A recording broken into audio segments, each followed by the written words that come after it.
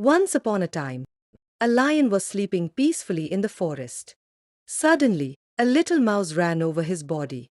The lion woke up angrily and caught the mouse in his strong paw. The mouse was very scared and said, "Please forgive me, O king of the jungle. If you let me go today, I will surely help you one day." The lion laughed and thought, "How can a tiny mouse ever help a great lion like me?"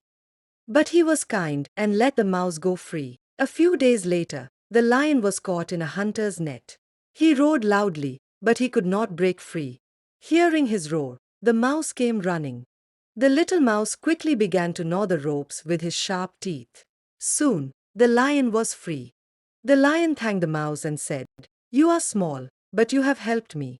I will never forget this." Moral: do good, have good.